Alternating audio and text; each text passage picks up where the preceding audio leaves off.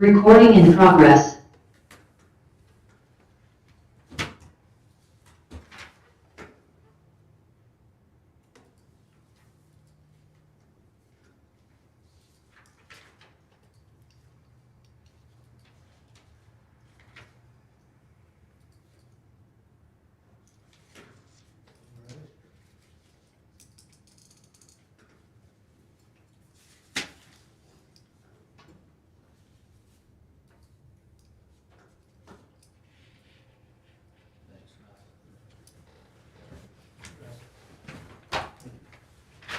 All right, we'll go ahead and call the meeting to order.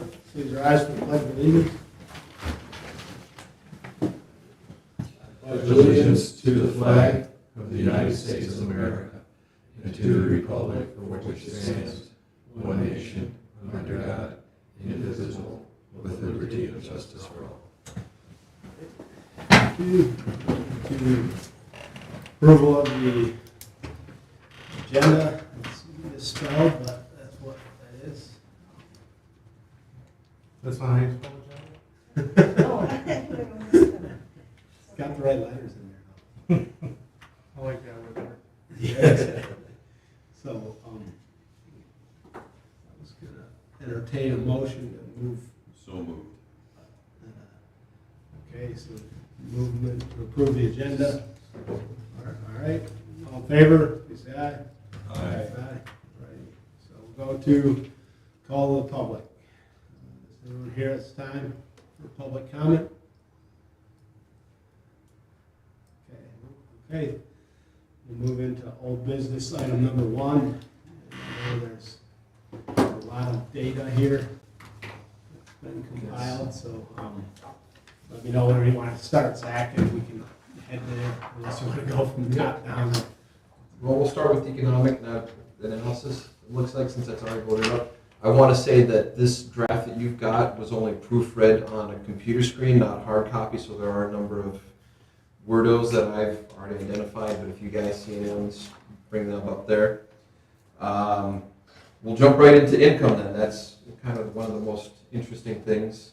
As you can see, the median household income in Tyrone Township is pretty high. You're only behind Fenton Township, and if you guys work a little hard, maybe you can catch them.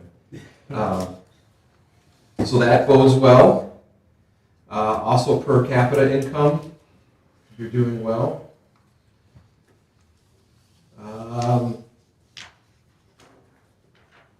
Poverty level, you're doing well. There's only, well, let me see. Doing better than the state and the county and most of the neighbors. Employment, anyone have any questions on the income? It's all straight from the census stuff. Employment. So this is a little weird how this gets reported. So these aren't necessarily jobs in the township. These are jobs that people in the township have. And if you'd like, we can do a little more clarifying on it, because when you answer your census stuff, where they do the American Community Survey, it's like, what's your job? And say, you live in Tyrone Township, and you say, I fly airplanes. You're probably not going to fly airplanes here because there's not an airport here. So kind of keep that in mind. So is this income information 2020 census, or is this last year's data from the state? There is some of both. So when it says 2022, like the median household income and the poverty levels, those are from the American Community Survey, which is kind of a rolling census that they do.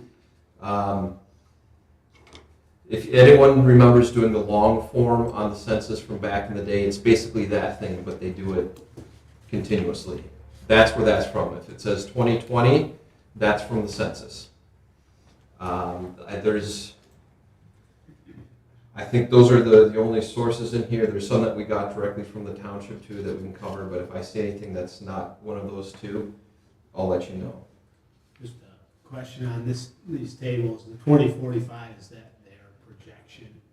Yes, that's some kind of Anything projection. will happen. Yeah, and they do projections out farther, and they do like they have like a 2035 and a 2040 and those types of things too.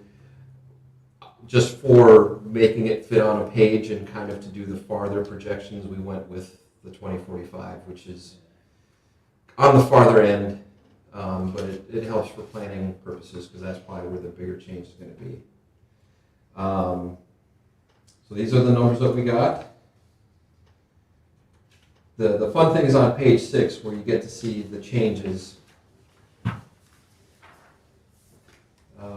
Like we expect, the natural resources and manufacturing have decreased or are expected to continue to decrease. The information financial services, the administrative support, professional and technical are increasing. Again, like we expect those consistent with general trends. And then where it got a little more interesting for me is on the next section there where we look at the township, the county, and the SEMCOG area. And so SEMCOG is, for those of you not familiar, it's Southeastern Michigan Council of Governments, Wayne County, Macomb, Oakland, Washtenaw, Monroe, I think is in there too. They have really good demographic information. That's why we pull it through there, and that's kind of the biggest driver. What's happening in Keweenaw Peninsula probably isn't very relevant for here, so we looked more what's driving jobs around here. As you see from there, and I've been playing with ways to make the graph on 5.8 read a little bit better. There's a lot in there. I think I'm just going to make it a lot bigger so that the things are just easier to see. But there are some very noticeable outliers for Tyrone Township and the greens and the others. The manufacturing, you're still very high. Information financial activities are very high. Healthcare, education, you're low compared to others. All right. Any questions or thoughts? Any additional stuff you'd like to have in there? That's a lot of data. Yeah. It is. And it gets too much. Say, can you separate those into easier charts to read? This one here? Yeah, that's just a.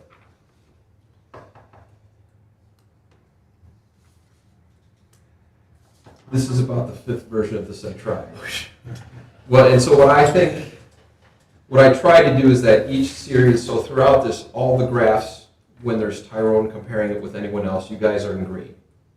So even for housing or population, you've always been green. Livingston County's always been that kind of oranges, and the state's always been a blue. So I'm trying to keep it there. And this chart is trying to do 2 things. It's trying to compare you with those other bodies at 3 different periods of time. And so I will continue to play with it. And next time you see this, perhaps we'll have a couple of different versions on there so you can say this is the one that we want. But yes, I agree, it's a whole lot in there. Yeah, I mean, even the colors, like I'm having a hard time, just the print. It might be different on there, just differentiating between 2015 Tyrone Township and 2015 Simcox. So that was kind of like a reason for it. Yeah. Zach, what makes up the last 2 categories there? Other services and then public administration? So, public administration, government employees excluding education. Okay. Other services would be anything that they've not defined for services farther up. So anything you can't jam into any of the other categories? it's the potpourri for services. Does it also, let me rephrase that, I guess. Where would self-employed fit into this? That would look at the category of what you're doing. Okay, so let's say cosmetology and barber.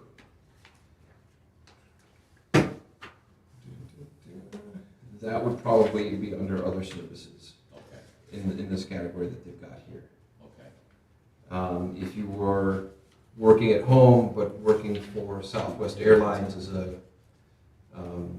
phone answering person, that'd probably be in leisure and hospitality or transportation, depending on how they dice that particular job.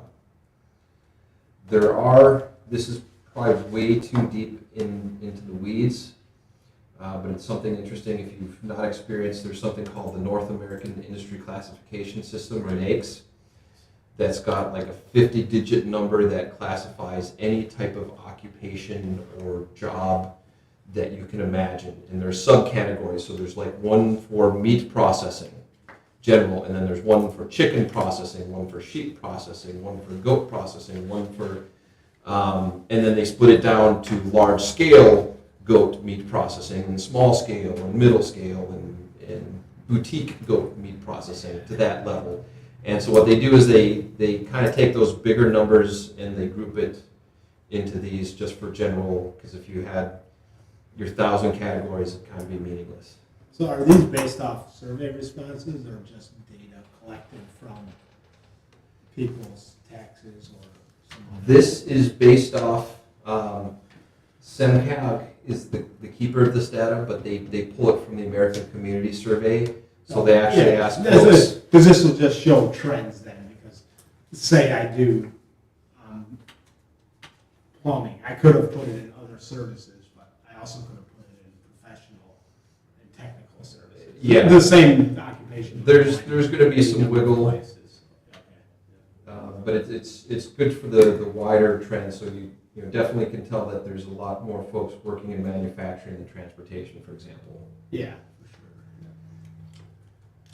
Okay, is there a estimate or any data on how much percent of the people that work outside the township? There is information available for that. It's something that we could add on here. I just think it's important because we're looking at all this data and analyzing it all, but there's probably a good portion of it that's outside the township. Most of it is, yeah. So I think you really need to take that into context when you're looking at this data. Because we're talking about the master plan for this township. Mm-hmm. And, Yeah, probably. how applicable is it? We're going to talk about what your job is, but Yep. So 95% of people probably don't work in this township. there is additional information we can get from SEMCOG that basically shows here's the community, here's how many people who live here work here, here's how many people live here work somewhere else, and here's how many people are coming into work. That's something that we can get and add to the next version of this. When, just out of curiosity, when SEMCOG gets this information from the American Community Survey, and let's say I live in Tyrone Township and I work in healthcare, and then I actually work down in Livonia. So am I counted twice then, if they're including Livingston County? Because here I am working in, I list my occupation as healthcare administration, but I actually work in Livonia, so I'm in Oakland County down there. Mhm. My understanding is, and I'll double check this with folks who are smarter than I and deal with it more, is that this is where do you live? And then they use the secondary question of where do you work to generate the job flows. So they're not counted you aren't counted twice, or you're, if you are, it's for different purposes, yeah. I will double check that though.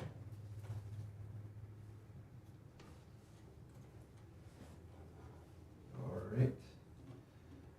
So my notes are so far to try to get this master thing big far a bit easier to actually look at without eyes crossing,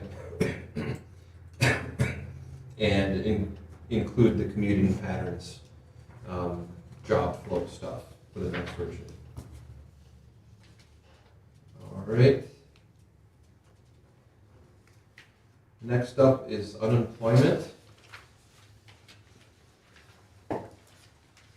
And a couple of these, we went back further than we normally would, because if we went back, it wouldn't catch the back end of the Great Recession. We kind of wanted to show the bigger picture of the before that time through the now times. And the big takeaway from the employment when compared with the county, the state of Michigan, the United States, is that you've generally followed. There's been a couple spaces where you've been up or down. The biggest difference was in 2020 when unemployment spiked in a bunch of different places. You guys held steady. And that's kind of consistent when you look at the occupations that folks, if you're manufacturing, you can go do that except for those couple of weeks where they shut it down, or you're doing jobs that allow you to telecommute or work from home. So that's, congratulations, that's a really nice place to be at. 2021 data isn't available at the township level just yet.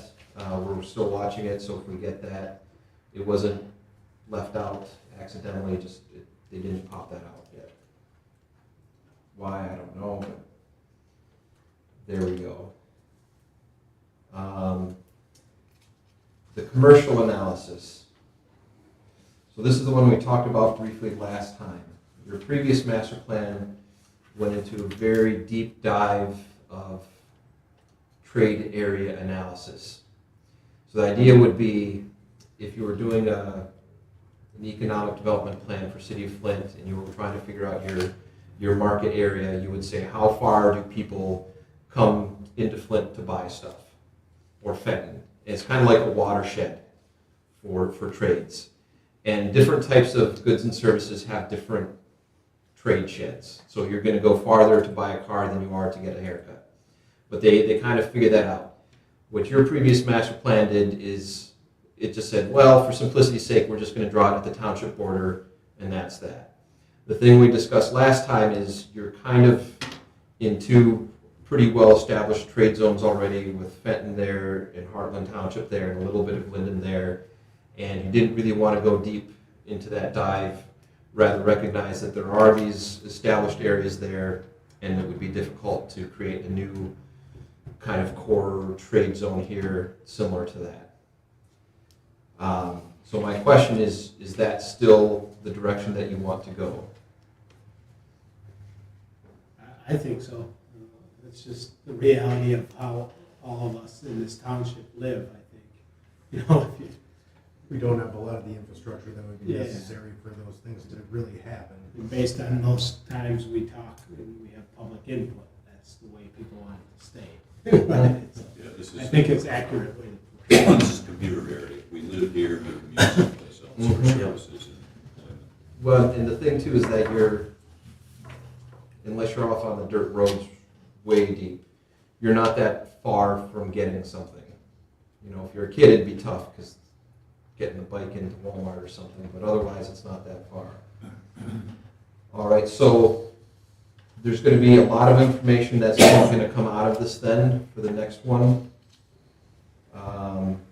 Yeah, and I think for us, from a commercial perspective, you see what's kind of here. And it's driven by the lakes and the recreational activities on the lakes, right? You have action sports, you have storage units, and it's kind of Yep. what we see. So with this one, all the sections that were in there will be out, and instead the next version will kind of focus on recognizing this is the nature of what we've currently got. A couple of convenience stores at the expressway exit, a couple of kind of commercial industrial sales along 23, and here are the types of things that we're uniquely suited to provide instead of trying to compete. Yeah, I think that data and the surrounding areas can give good input into our future land use map and what we don't have in there. Yep. Well, and what I will say too, one last thing on the trade zone is I've seen that kind of used for a lot of economic development plans. They'll do the exercise of here's the trade zone for the city of Fenton, and here's the income, and here's this, and you're like, you do the math like, oh my gosh, we need 1,000 acres of land to meet that need, and that's obviously way off in most times. So sometimes the numbers lie. It gets down to industrial then. A couple of things that this is added in from your previous one. TRW changed, it's now some fun German thing. I think I spelled it right. I have to double check on that though. We also referenced the industrial areas to the north and the south. Fenton especially, 200 acres is relatively, I'm on page 513. Pass me a little bit. Oh, I did, okay, sorry. Yeah, that's a relatively large area that Fenton has. They are mostly built out, but there are a lot of buildings that they can redo. And then your neighbors to the south, they have 627 acres planned for planned industrial research and office, which is a lot. The reason why we've added that in there is there's, from all the meetings, from the surveys, from everything I've heard, that there's not really an interest in the township of having heavy industrial. And this allows you a path to get to there by recognizing, just like with the mobile home parks, that it's available nearby. When you tie it in with the fact that you don't have the infrastructure to fully support it, that helps you make your case if you do want to make that case. The other thing we note that's in your current master plan is that traditional manufacturing is changing. You can have a machine that does what 10 people used to do before. So the type of manufacturing that you may see will be much lighter footprint than the current plant is down there. All right. For the US 23 corridor, again, we're recognizing that that's where most of your non-commercial uses are. You've had a plan going back to 1999 that recognized that, so it's kind of reinforcing it. Primarily on the western side, because that's where the infrastructure is, that's where the big gas pipe is, natural gas pipe is, that's where the storm, or where the sanitary sewer is. And Old 23 is a county primary road. So we documented that. The character of non-residential development, didn't quite get to that, so that's where we asked all the questions of what type, how would you like to see it? Would you like to see it concentrated or spread out? That's, we're going to address that, and it's going to duplicate some of the language that's in the other places that says right now it's primarily on the strip. That's by design and just by the nature of it. Are you on 5.9? That's my next one, yes. Okay, so back to 5.7, says the township has identified areas primarily in the western side of 23 corridor for non-residential, including the Pyro. Mm-hmm. I mean, but that's kind of what this is the existing, what we're talking about, the previous master plan, or? Yeah, that should probably be clarified. Yeah, I mean, that's kind of yet to be decided, right? Yep. I mean, that's a bit major part of this master plan. Yep. So I think that is definitely a lot cleaner if it says the township's previous master plan. You said that in the second, the 5.6, right? Yep. It's That's the industrial analysis, that's like a history of what we were at. We planned for it, nothing went there. Nobody liked anything that was going there, and there's other places to go. mm-hmm. So now we gotta figure out that, the new section for 5.7. Well, in one last thing on the industrial park is I was just kind of poking around. I forget the township that's on the northeast side of Flint. The township has an industrial park that's about, Tennessee? that could be it. That's only like 33% built out. A bunch of trees. So that's telling me that there's not huge demand for it. Well, they also built that largest warehouse building I've ever seen, right there in Genesee Township too. All right, on to township resources, and this I got from your staff. They did a brilliant job. It's kind of weird in the economics analysis article, but that's where it currently is. If anyone is really interested, you could shift it to the community services, or the next article we're going to do, community facilities and public services. It kind of feels in both, but this is a way to measure your economic health. The really nice thing is your state equalized value has done very well after the Great Recession. Now, that doesn't necessarily translate into property tax revenue because property tax is based on a taxable value, which is capped at a certain increase until the property is sold. So it's good to have your taxable value going up, but it doesn't necessarily, if your taxable value doubles, it doesn't mean your property tax revenue is going to double.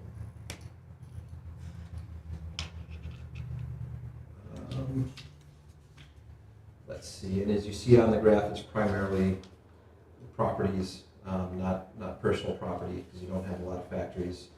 And it's primarily residential. You don't have commercial, and farms are popped down. And we did add the bits in there. Like if you look at the audit, the numbers will be slightly different because there's governmental spending and then there's business spending. And business spending, generally, the big thing here in the township is the sewer. That's basically a pass-through. It's an enterprise fund that you don't collect money and put it in your general fund for. It's sequestered and runs on its own. So if you included that, the numbers would be much higher, but conversing with the township's accountant, he's like, that doesn't really give a true measure of the health of a community. So we just had the asterisk there that says there's this other thing that's not in here. The revenues, you see the township has been doing very well. On the graph, see the property taxes have been relatively stable. They haven't shot up again because people tend to buy their house and live here for a while. The orange that's really shot up, that's revenue sharing from the state. We didn't get into the deep weeds on this, but basically 15% of 4% of the sales tax gets distributed to the local governments. So remember, many years ago, we increased the sales tax from 4% to 6%. The extra 2% all goes to schools, so it's the 15% of the original stuff. So as people are buying and selling more stuff, that pot goes up, and it's based on population, so the more people you've got, the more money you'll get. It goes out to each township? And County? city, yep. Okay, so township. And so you see that's been a huge jump, especially lately. Everyone was buying stuff after COVID and they could go out to the stores again. But most communities have seen that go way up as well. Would the ARPA funds be categorized in there? No, well, they would be the other category. So that's at the very top. You see it'll pop up and down. That's if there's a big. That was the COVID money they got, what was it, $1 million? Yep. Well, whatever it was, it popped up. Thanks, that's a good explanation of it. So my notes are for the economic, that crazy chart is going to be made less crazy a couple different ways. We're going to include the commuting patterns. My question for you after we're done with the next article is if you want to have the township finance stuff remain here in the economics or go into the community facilities one. So have that in the back of your mind as we discuss that. All right.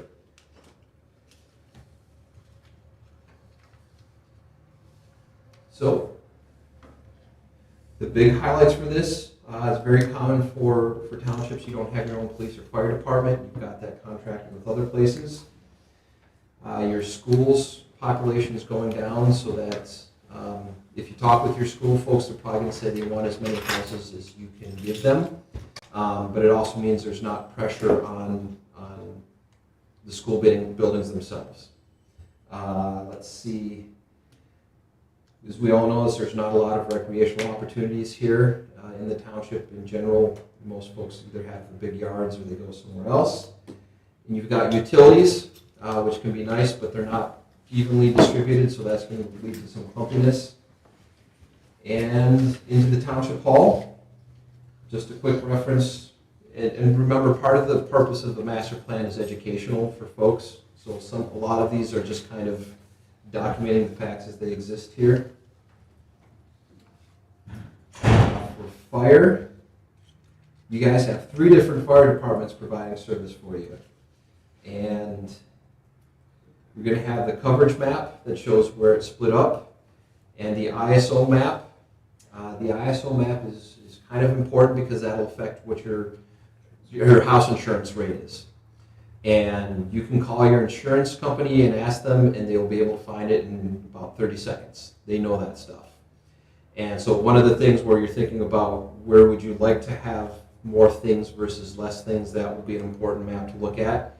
If the fire rating is low, that means it takes a long time for them to get there and get the fire under control, so you prefer not to have a lot of people there. You do have quite a range. Your lowest score is a 9, the lowest you can go is a 10. But you do have areas that are 3 right up here because they're close to Fenton. The biggest challenge for rural communities are water supply and the time. It's documented in here, you've already started to address by requiring dry hydrants. Time is, you can't make the space shorter, so. 3 to 4 is about the best that you can get a rural community to be.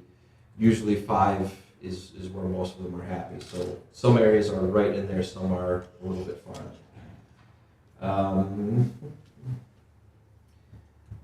And you have the fund, we document that the funding comes from a special assessment, so that's not included in the other township, the general fund stuff. For police, you have contracting through Livingston County Sheriff's Department, 8 hours of coverage, 7 days a week.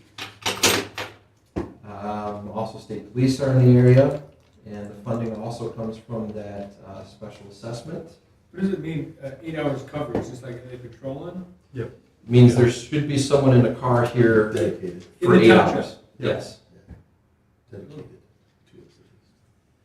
All right. Usually ships in the parking lot. I was gonna say, See it. You've never seen one? You just hanged out right there. A lot of Sighting time area they're, around here.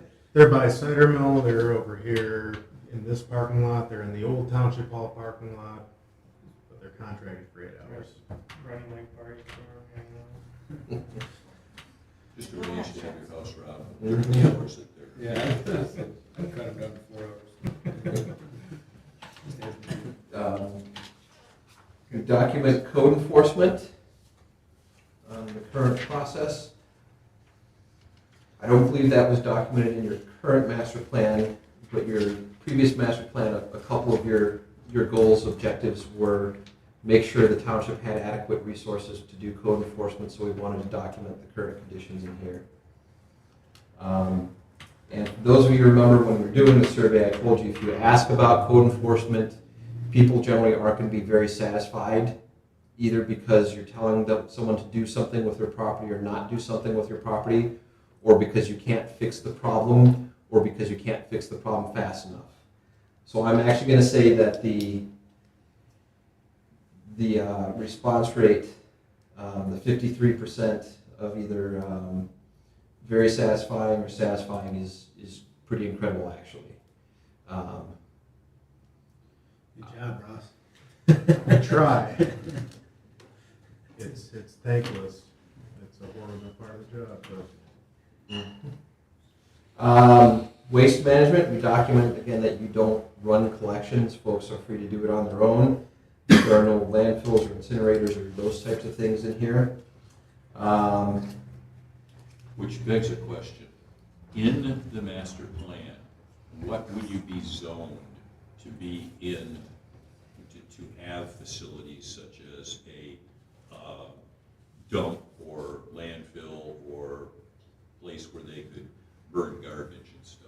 It varies from community to community. I will say the material recovery facilities where they bring in like the recycling and they sort it, those are typically in industrial districts or manufacturing districts, just because large equipment, large buildings, lots of sounds, lots of big trucks. The landfill, well, same for the incinerator, just because the impacts are more similar to an industrial. Landfills are kind of weird. Some places will put it in industrial, some places will do it as a special land use in agriculture. So at Salem Township, where I was this morning, they've got really big one. It looms over the horizon, the sun rises over it. From the schoolyard, It's a special land use in their agricultural district. Right next to that is industrial, and it's kind of weird that it's situated that way, but that was the history of there's a really large parcel there, and that's how they handled it. Probably the same with that one up in Grand Blanc is, Yeah, that's, there's, I mean, there, back in the day, there was $1 million homes oh on yeah, that backside just of to the the hill. west of them. And they're still there, but they're not $1 million values anymore, No, they're not. so it's sad. But yeah, probably So- the same thing. Oh, yeah. Just to give us an idea, what would we have to do to basically say in the master plan, we're not interested in landfills, disposal, incinerators, things like that? Well, Like especially on the US 23 corridor over here. I'll get back to the 23 corridor. The way that most communities can very easily say we don't want it is by demonstrating that it's not appropriate. So if you've got really bad soils, or you're not by a highway, or you've got rickety old bridges, you can say you can't bring the trucks in. It's just not going to work. You have a highway with population centers, so that story isn't going to cut, although your exits are kind of weird. And if you had, like Salem, where I was again this morning, the trucks keep going down the street all the time. And if that volume of trucks were coming off and onto those exits, it would be very weird to use them. The strongest case I believe you have is that you don't have a really robust secondary road system. So once you get off the highway, there's not a lot to get around for the larger trucks that would be coming over and over and over. The other one is that you're going to hang your hat on is that's not the face we want to give to the world, is this corridor. What about the watershed and the idea that we're in the Shiawassee County water, the Shiawassee River watershed, and so those types of land uses would create potential pollution and whatever in those areas? You can include it. I think it may be a tough sell if someone really wanted to come in, but it doesn't hurt to include it. Because every landfill is going to be in a watershed somewhere. Yeah, and they're gonna say, well, okay, we'll put it in the landfill because it's got a liner, we're collecting all the runoff. So it's not going into the watershed. Well, I'm just trying to look for ways to keep the trash trucks moving out of the township, not moving in, Yep. I'll give some talk with other staff who've had more experience writing how to keep it out. I think the easiest one is that this corridor where it'd be easiest to put it is not where we want to have that type of thing. We want to have rolling hills and trees and barns. No asphalt plants, no landfills. Yeah, it's kind of like, it's much easier to do if you put this stuff in beforehand as opposed to after somebody comes in here and wants to buy the property and has already got a signed agreement on something to put something in like that. Yep, and that was actually, if anyone has followed, Canton Township had a tree preservation ordinance that if you cut down trees for commercial development type of stuff, you had to replace them with a certain amount. They lost pretty big because they didn't have any planning documentation of why trees were important to the township. They just all of a sudden had an ordinance that says, here's what we expect with trees. And so they didn't do that nexus between why it's important, why it's a compelling governmental purpose, and why we're putting this burden on folks to replace trees. So whenever there's something you may want to enforce, it is great to put it in. So did you put some stuff on trees in here? Yes, we've got trees. We've got trees. We even have tree rows, which one of the things, I guess this is a preview that I wanted to try to test with you guys when we get to the goals and objectives later on, is tree rows are really unique compared to suburban where you have clumps of trees and the trees are different lines. So one of the things I'm going to try to recommend is if you do have commercial stuff along 23, instead of having the suburban style landscaping, having a line of soldier trees like the farmers did back in the day, just because that seems more consistent with what you would expect to see out here in the past. That's a bit for the future. Kurt, back to your point about putting that stuff in there about to not have a landfill or something that we don't want, but we gotta make sure those aren't easy plucking, because if we say, hey, let's not have a landfill because the traffic won't work, well, then they're gonna make the traffic work, and they're gonna get a traffic study, fix one little intersection, and those are easy to beat. So we gotta keep it on things that our township say, we don't want this because it doesn't match our community. Right. Same with the environment, if we keep saying, oh, well, it's not good for our environment, well, that study's gonna go to the state, and the state's gonna say, well, Yeah.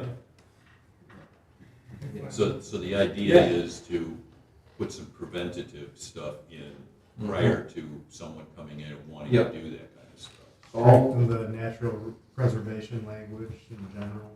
Yeah. Yep.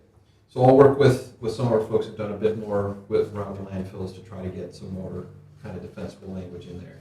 So we can't use a laundry list of these items are not, we're not interested in having in our township. And then,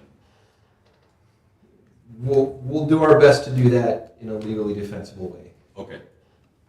Because that's, I mean, I hate to say that's pretty much what we'd like to try to do, but what we'd like to try to do is to be prepared rather than in a proactive manner than a reactive manner. Yeah. Right now, every time we come up against something, it's a reactive matter.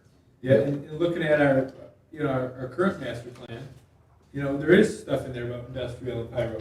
So whenever we see that in these drafts, we gotta redline it, discuss it, and see if that's where we wanna continue.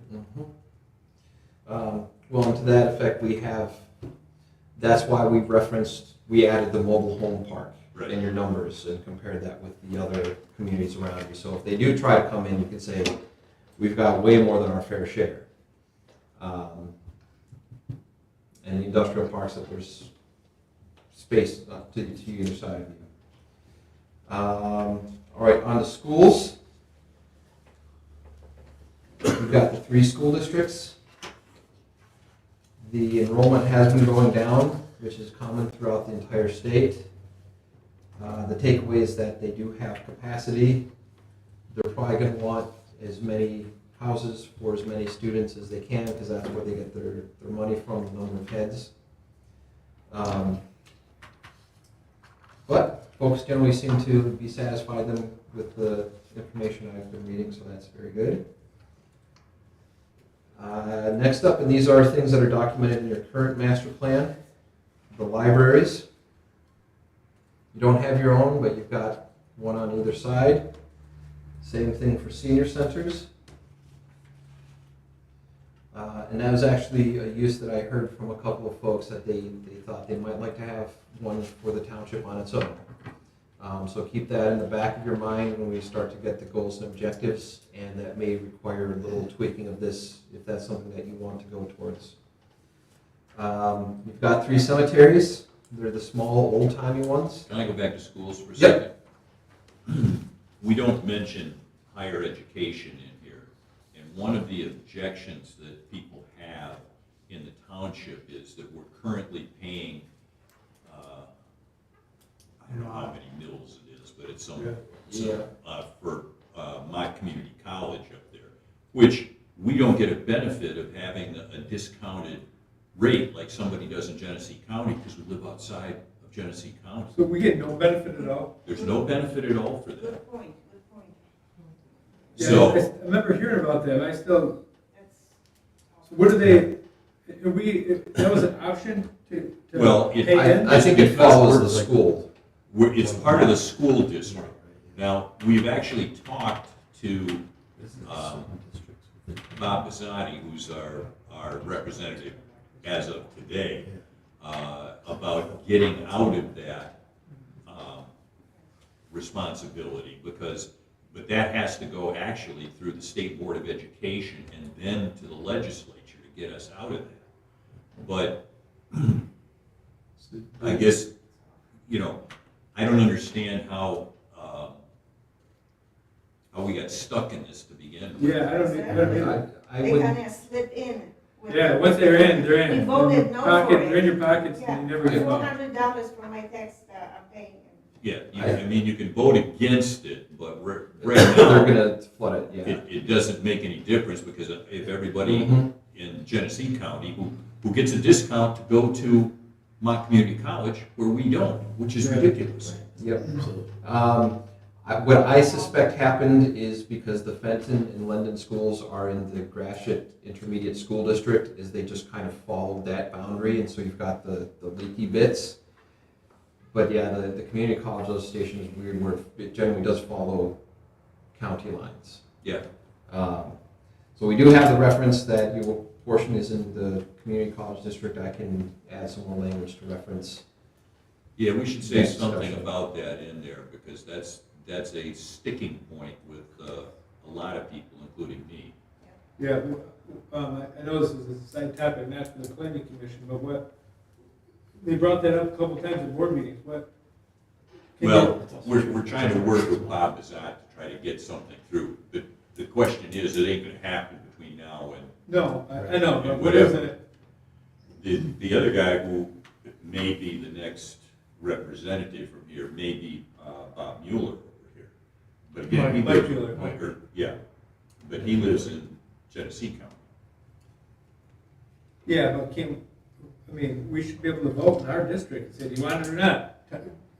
You should be able to, but Yeah. that had, the only way to get that to change is to go through the state legislature. We actually had the guy from my community college come in and do a presentation, and we said, well, then why don't we get a discount? Well, because you were in Livingston County. Right, he was Yeah. painting such a rosy pictures Yeah. that you can go, 65, you can go there to classes for free and this and that. And, I mean, it was a bunch of things that he put it out there for us, and people are looking and it's like, no, we don't want to pay that, that's it. We don't get anything for it. I mean, we pay the millage and get no result from it. Like the permanent Metro Parks mill? It's like the, that also yeah, doesn't like Metro benefit Parks, anyone? we're same thing at Metro Parks. Yeah. So we pay at Metro Parks? Yeah, In Yeah, we don't get a discount perpetuity. Forever. That millage is in perpetuity. Yeah. yeah. But we don't even get a discount, but if you lived in Oakland County, you still pay? Yeah. Yeah. Just a question. Rich is trying to railroad us in, because we can't talk about this all night. Are we DIA as well? Are we DIA as well? Okay, good. No, it's just three. Right.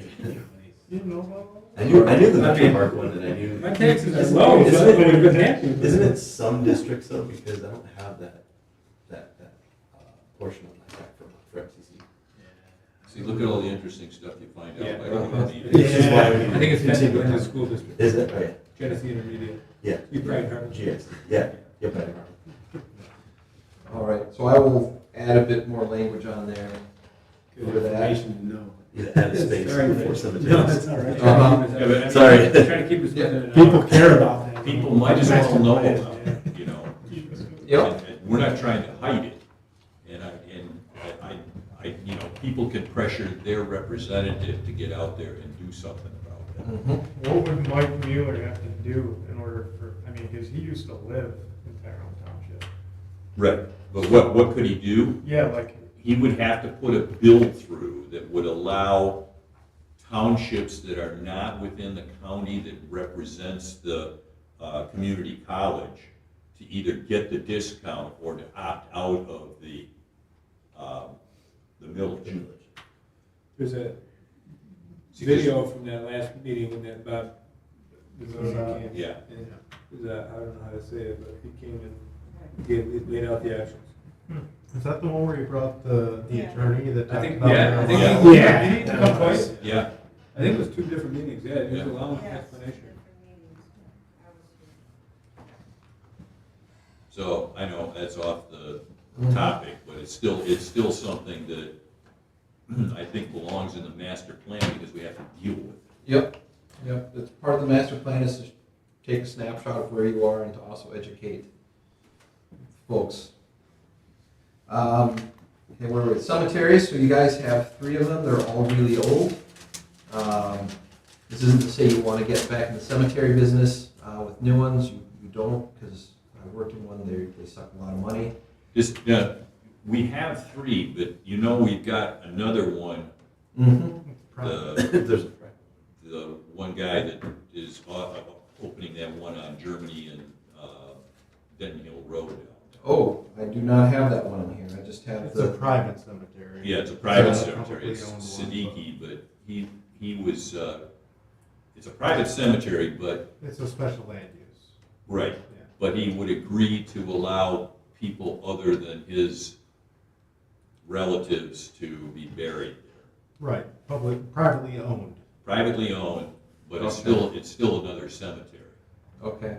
Yeah, get me the details for that, I'll add it in here, and we just have your 3 and then the sunken gardens right Yeah, now. this is the one that has the green burials. Okay, It was in the news quite a few years ago. Yeah, it was It was 2017. 2018, I think. Yeah, 2017, 2018 in and actually, I heard things on NPR where you can get yourself composted now. there. Yeah, That And, depends yeah. on what it is. It's a green burial. I had a friend who got it. No preservative, Okay. no- The fun twist on this was, at the end, they give your relatives your compost to put in the garden, and the one who's doing the research and starting the thing is like, oh, we gotta be really good compost, right? And the scientists are like, nah, we're like average. Could be better. Oh. So for cemeteries, we'll add the details for the Siddiqui. Let's see, next, the Parks and Recreation.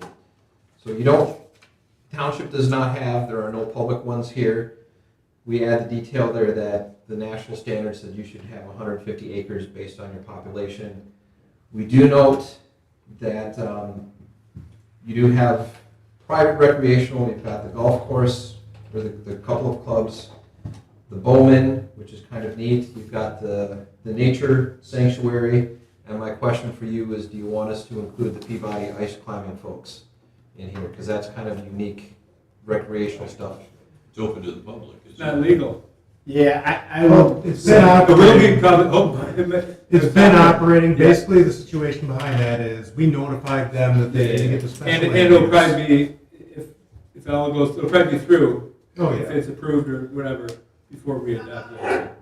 Hi, my name is Zoning Board. This is here at Peabody. I'm just joining on Zoom. Just saw the topic came up, and I'm open to any questions that anybody has as far as our submission goes, if we've gotten that far. Yeah, sorry, Garrett, we're not there yet, but we'll let you know when we get to that agenda item. Okay, sounds good. I'll just be standing by. Thank you. Yep, thanks. So we'll then have a placeholder pending the outcome here, because that is a really unique potential there. And then what we did, from the survey, we had a list of all the other parks that you guys, your community goes to, and there are a lot of them.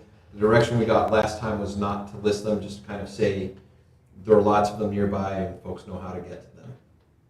Did you get the Livingston County proposed plan? The brand new one they just Yes, released, that they just put out. I just did a quick 30-second review through it. I'm going to do a bit deeper one and try to reference some of that stuff in the next iteration of this. Let's see what else. Post office, you don't have one. You're in Fenton. You're probably not going to get one. Many, many moons. And actually, I got a question for you guys. Haven't had a lot of site condos, but do you know, is your post office requiring the community boxes, or are they still doing the individual? The trailer manufactured They're home all- places do. It's a consolidated Okay. situation, but yeah, they have individual boxes within their. Okay. There's a couple of the areas that have the, All their mailboxes are consolidated. yeah, They all don't have mailboxes are in individual one layout. place out in Mhm. front, but they're separate mailboxes. Right. All right, and I suspect if you get any new site condominium, any subdivision, that's what the post office is gonna make them do. So I was trying to remember there was like a 60 to 70 unit development in Dexter Township, and the developer planned on everyone having their mailbox, and the post office said, no. That's gonna take us an hour every day to do that. We don't have bodies to do that. We're not gonna have bodies. We're putting a box in. That's just like a recent thing that they're. Yeah, in the past 5 years, just because the, let's see, utilities, got just some basic stuff. Some folks may not know, this would be useful for someone moving in, that Consumers Energy is where they get it from. The ITC, That can be kind of important if you guys do decide that you want to go into solar farms because they want to locate them as close to those as possible because it reduces costs to do the lines. Consumers' energy, and we're not going to have a map showing where the lines go because after 9/11 they kind of got nervous about that, although you can look out your door and see where the high voltage power lines are anyways. But we are going to reference that it is on the western side of 23. So that makes sense again why you guys in the past have said that's where we want the commercial things to go because it can be supplied for that. There is a bunch of detail in your current master plan related to the sewer. That's got to be added yet. We're working to get some updated information from the folks. And one other thing that I've been trying to hunt for, there's a statewide map for this. I'm trying to see if Livingston County has one. Just there's a map that shows where there's high-speed internet available and not. Have you seen the one that shows the proposed high-speed internet? I have not, no.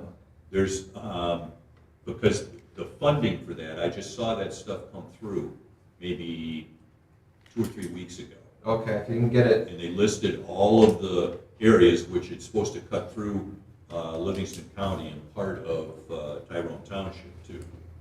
Okay. But that is out there. I do have a question on That's through the utility. county? Is that through the county you said, or? Yeah, I think that's through the county. I know there were a number of surveys where folks were really frustrated that they were like in a hill and they couldn't even get the cellular internet there. So maybe something like Starlink would be like an option, I guess, for people to look at in those instances. One of the questions I have on utilities was, I live in a subdivision where all of the utilities are underground. Mm-hmm. But I don't, is that something that the township can mandate on different things or not? A lot of communities will have language that if you're doing a new residential development, it has to be buried. That's also something that the state generally requires, that new utility hookups for those types of developments are going to be buried. For existing ones, it can be really expensive to happen. That's why you don't see a lot of communities burying the main lines, because the power company's like, yeah, we'll do it, here's the bill. You know, oh, okay, never mind. But for newer developments, it's generally required unless you've got really weird soils or really high water table or something like that. Because I know my subdivision was originally platted back in 1970, and the place was not developed until like 73, and then they went bankrupt in 77, 79, I guess, and no houses were even built in there for a number of years. But I guess I was always curious as to why we ended up with lines that were buried, which is a lot nicer for us. Mm-hmm. But, and should we consider that as something for the developments that people are proposing, let's put it that way? Yep, it's, so the state already touches on it now. I don't suspect they're gonna go away from it, but it's, we can include it in here. Your current master plan has that as some of your goals and objectives. Not for the reliability, but for the view shed purposes. Right. Is how it's addressed there. I would agree with that. If my subdivision has that, that's nice. Well, and what it can do too is it gives you something to hang your hat on for new commercial development. Well, and frankly, we have another problem with everybody complaining about the fact that, you know, consumers has people coming out and trimming trees. Well, if they're underground, that doesn't Tree happen. preservation, Tree preservation. the tree preservation ordinance, or language. Well, not only do they trim trees, but they leave the trees, they ruin your yard. And they And hang then the trees. And then when you call to say, hey, can you come back and fix my yard, they laugh at you. So it's kind of like, all right, thanks guys, appreciate it. Now I gotta pay a couple $1,000 to fix my yard. So maybe that's something we should look at. Yep, we can add that in there. So now is the part where I'm gonna ask you about the, Back, it's on utilities. The Yep. first statement, Tyrone Township does not provide any utility services, and I get that, but regarding the sewer, you know, it's not, the township's not providing it, but it is a public utility. Mm-hmm. So can you kind of clarify that? It does, you know, you have a thing about there about the sewer detail, so maybe Mhm. that will be included in there. The first, Yeah, I'll the first clarify. 8.1 overview of the section says utilities are available in the township, you know, and then we're saying township doesn't provide any. Yeah. I would argue that, you know, that the township is providing that public utility, whether it's through a different We own pipeline. the system. What's that? We own the system, we just don't. Then we're providing utility. So it is Yeah. provided. Yeah, it is We can provided. touch up on that. I thought it was owned by a different, It's owned by Tyrone and Heartland and managed through Livingston County. Yeah. And is that through a separate authority? We got together and, It's an interjurisdictional agreement. okay. and it's treated by a different jurisdiction. Right. So It's managed through. I think it'd be nice to really to have all those details, because not many people know about that. Yep. You know, we had other developers come in and, you know, it seemed like that might have been new to them about what utilities there's here. I mean, I know the map, but All right, so now I'm gonna ask you, do you wanna have the township finances part where it is in the economics or here in the community facilities and public services? I don't know, it seems to fit where it is. Okay.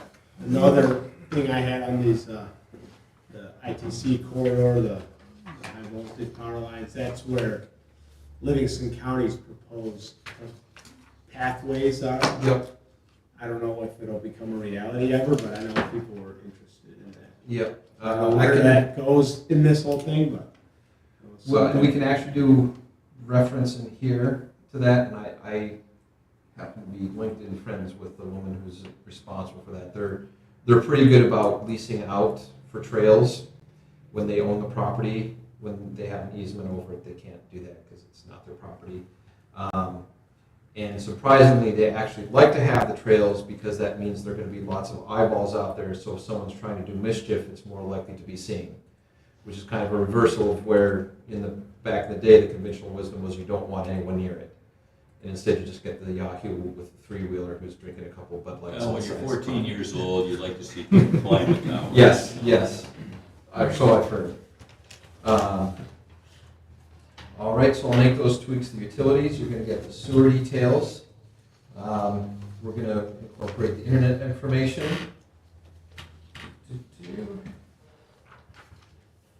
See, for the cemeteries, we're going to add the Siddiqui Cemetery down in Germany. We're going to add information about the Mott Community College District millage and lack of benefits. We're going to work on some additional language for the waste management. And those are my big notes for this one. That's it, anything you need from us on master plan? Is there anything in those two categories that you think we completely missed? Or is there anything you thought was unnecessary? So most of this is based on the framework of what you've currently got with some extra things that we've added. So I don't believe your current one, for example, talks about waste management at all. No, I think you're gonna put the fire coverage map in there, Yep. which will be neat to see, you know, for people if they're moving in or something. One question I guess that I have is, some of the tables are important to have near the verbiage. Others should be referenced in the appendix or back of the deal. Is there information you're going to put in an appendix in the back? Well, and I've actually been struggling with that here too. I will throw this idea out to see how the spaghetti sticks to the wall or not. As I go through this, the easiest way for me to take most of the data is with the graphs, right? It pops and you can see the charts are the tables are nice, but it doesn't really pop. So if you want to have kind of the shorter, punchier thing, I would say probably take the tables out from the text And then there are a couple ways you can do it. You can do an appendix in the back for all of it, or you can do like a mini appendix in the back of that section. So like all of the tables for economic analysis would be at the back of 5. So you wouldn't have to go all the way to the back, but it's still, if you're just trying to read through it and get the main takeaways, you're not distracted by a bunch of numbers that maybe aren't as interesting. Were you anticipating putting the survey data in the back? in Yep. an appendix? Yep, so, and I guess right now we're looking at probably 3 appendices, if that's the proper plural. One is going to be community survey results, one, the first community visioning, second community visioning group will be the third. And what we're looking at doing structurally, again, to make it flow, is having the maps. So you don't have maps well, for the community facilities. So instead of having the map in the middle of the text for fire coverage, having it at the back of that article. It just makes the page flow a lot easier, and you don't have to turn as far if you want to see it. That sounds reasonable. So kind of a directional thing for the next iteration of these. Would you guys like to see one example of an article that has the tables pulled out and kind of put as a mini appendix in the back of that section? Yeah, I think the graphs tell enough of the data from All right. perspective where it just seems redundant.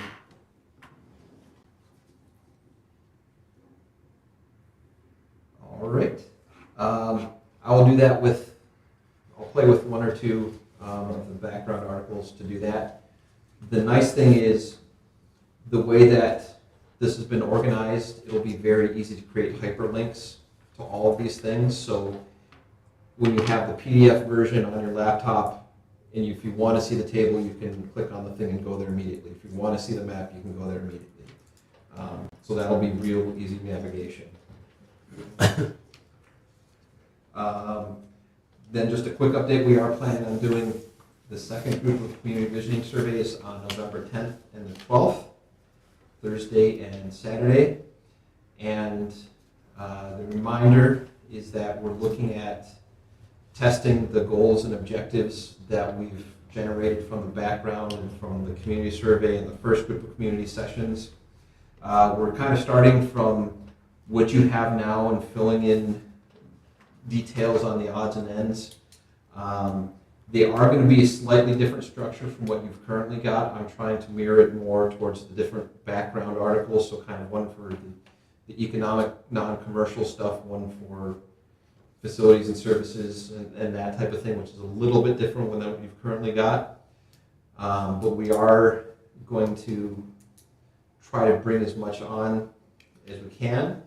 The other goal for the community visioning session is to collect other goals and objectives that we may not have thought of. So one is to test our spaghetti on the wall and to get extra spaghetti from the community. And one little directional detail on that is, so we're going to have the different categories of the goals and objectives. What we did with the first group of community visiting sessions, originally we're going to have like 3, you could go to 3 of them on one day, and if you wanted to do the other 3, you had to come back the next day. What we heard was, no, we want to change it, so if someone wants to do all six on one day. So we shortened up the periods a little bit so you could do it. It kind of took away the incentive to come back a second day. So my question to you is, do you want it possible for someone to look at all of the categories on one day, or do you want to make them have to come back another day to see the others? I think the way we did it was good, right? Okay. I would say a lot of people came to that first one. Yeah, I can't comment because I went the second time and no one was there. Yeah, and I really don't. And Saturday was nobody here? Based on There's one person. the amount of attendance, like in a normal, it's better if people can see it all at one meeting. Okay. And I think we'll have better luck with that. All right, we will run with that then. And with that, I am all done with master plan business for today. Thanks, Zach. There's a lot of information. Anything else, guys, for the master plan? still on track then to get done Yep, yep. shortly. Depending on progress, we're going to possibly have a joint meeting probably around January, thereabouts. Yeah, Touch that base with the makes board. sense. Yeah. Because December isn't gonna work for that kind of stuff. No, around January. Yeah, I still have the Gantt chart from way back taped up on my thing, and I think I recall our end point for final adoption was September next year. I think we're gonna come well within that, for sure. And that does have, there's like 2 months where you have to sit on your hands waiting for everyone to look at it, so that's gonna be a big chunk, but we're doing very well, I believe. Have you gotten any pictures that were submitted as a result of?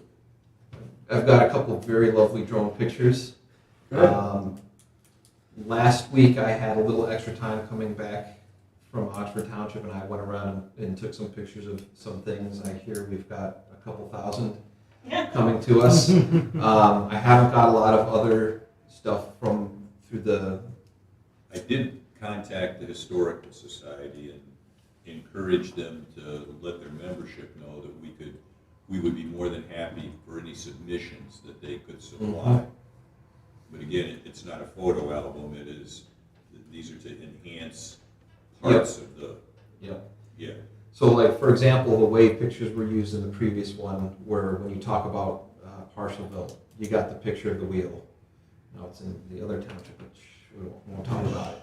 But so there are lots of places when you're talking about things. So I went up on 23 on White Lake Road, which that's a very interesting bridge to stand on if you're just there by yourself, and got pictures of that, because when you talk about 23, there may be time to do that. And it's actually a fun spot where you see it going up and off to the distance like that. So yeah, it can be very nice details to add in there. We did have a couple of questions about submitting historical pictures, and my response to that was, whether it was right or not, is it would have to be a special picture, and you know, to have some significant. You couldn't just send, you know, your great Uncle Joe and his wife and sister and put that in, but you know, if there was some significant item that from the past that might be appropriate, certainly we could consider that. Yep. Perhaps if it's Uncle Joe and he's fishing on the south end of the lake, and you can see the lake with no houses, that would kind of be interesting for most folks to see now. Thanks, Kurt. Good thing to bring up. Appreciate it. Yeah, well, it is, you know, people want to be involved, that's one way that they can do that. Yeah. And one of the things that we do in the communities that have a lot of the pictures is we make sure to do the photo credits with it too, because it's just nice to recognize that effort and that acknowledgement. And it's also really fun when there are kids that have taken pictures, because I'm published. Yeah, well, I also told them that they couldn't send us copyrighted stuff either, so. Yeah. Anything else on the master plan before we move into new business? Nope. All right, we'll go on to new business, item number 1, which is the Peabody Ice Climbing application. Let me get to the right page. There we go, up a little bit.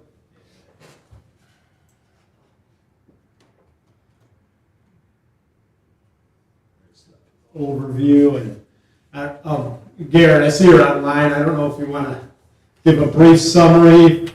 There's some of us that are familiar, but maybe some that aren't. Or a summary of what you're applying for. That'd be great. Yeah, thanks.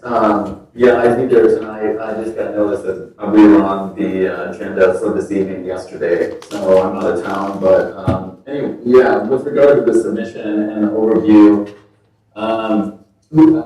this initially started, I lived at West for a number of years. I'm a professionally certified climbing instructor with the American Market Association. I've been a guide for a long time.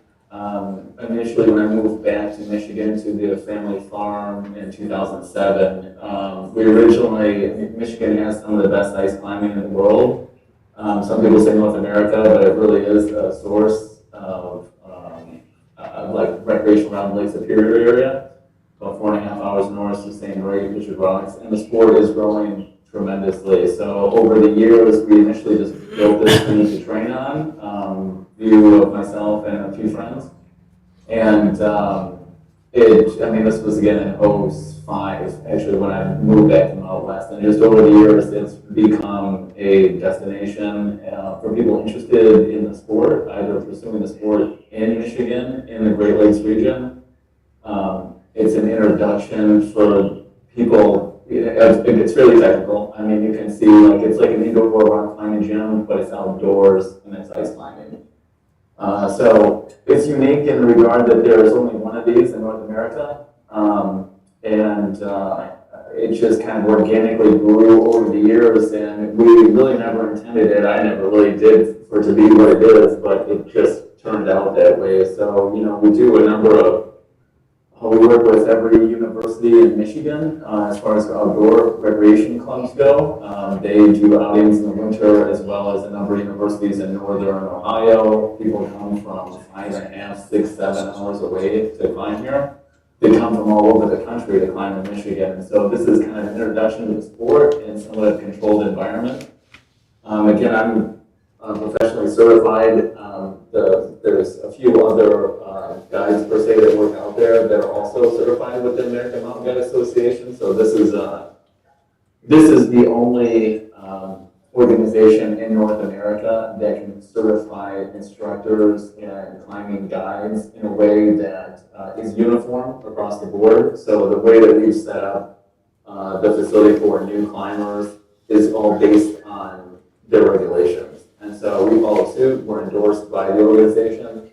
So some could look at it as kind of a, hey, just show up and do it, and definitely we're open to the public. We've never advertised over the 10 or 15 years that we've done it with the intent that if people are looking for the sport, again, locally, it's available if people want to come out, but people are coming from all over the Midwest, Chicago, Detroit, regulars from, Ann Arbor. So it's more along the lines of there for people that are looking for it, as opposed to us trying to reach out in the community and say, hey, come ice climb. So it's not as much of a local thing as it is regional. So the two structures, if you're familiar with it, you've seen it, our season basically starts mid-November. We started hosting climbing competitions. These are national events. Sorry if there's some noise in the background. It's the only place I can find to get on.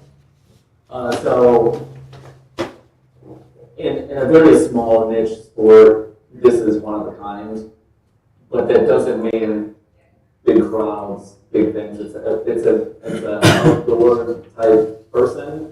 These would be mid professionals, say from 30 years up. Similar to like a ski resort, our insurance doesn't allow for youth at this point, and I would say youth 13 and below.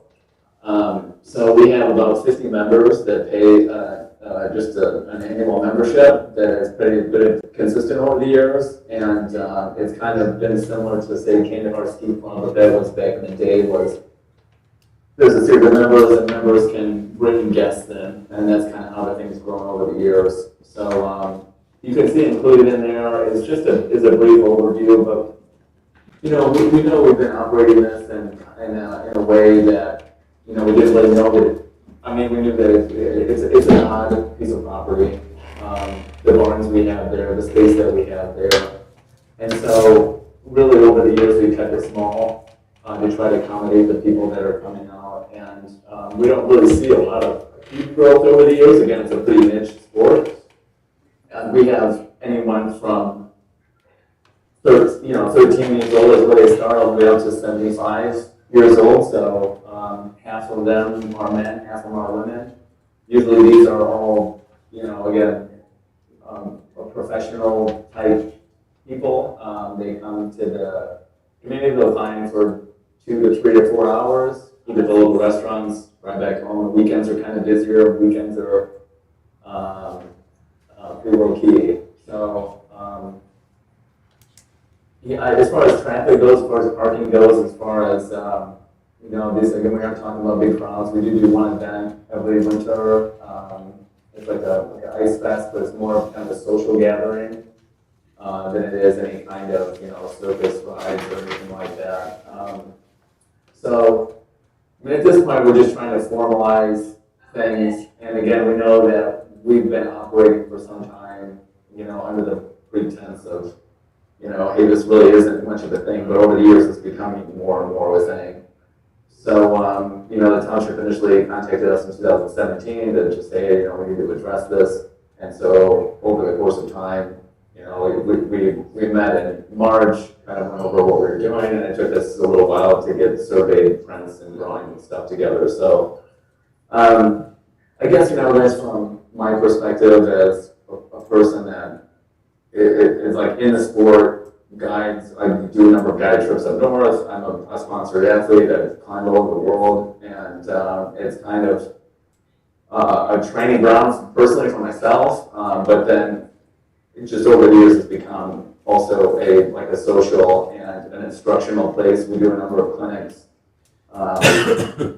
So it's broad, but it still is a fairly specific sport. So it's unique in that regard. Again, that there's no other there's not an ice climbing industry out there. There are out west, people are farming ice, but these are on natural kind of cliff features. So as the sport's growing, they're accommodating, and as the sport's growing here in Michigan, we're just trying to accommodate and provide experience for people that are looking for it, not necessarily trying to make the place busier than it is. As you can guess, ice climbing's a fairly dangerous sport, just like climbing's fairly dangerous. Included in there is our insurance policy, just an overview of that, and knock on wood, we haven't had an injury there.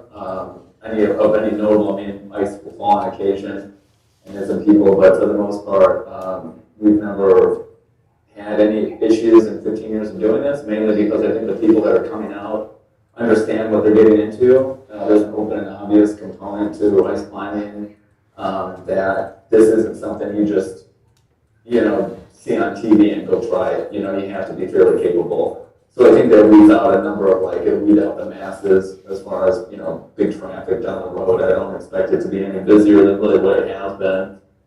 But we're interested in making it work for the township, doing what needs to be done, and formalizing it however we see fit. This isn't going anywhere, as far as, it's not shrinking in size, it's really just growing every year. And it's a really positive, upbeat group of people that are just working together to pursue the sport. So, again, from the outside looking in, it looks kind of foreign and kind of odd, and definitely doesn't really fit into a lot of programs, but from the user group, this would be the ski area type folks, mountain bikers, runners. People don't have a lot to do in winter around Michigan, and so they fill in their athletic pursuits with a sport like this. Okay, yeah, thanks, Garrett. I had a question. Is this still your primary residence? It is, yes, I live there. Okay, thank you. Yeah. That was a good overview, appreciate it.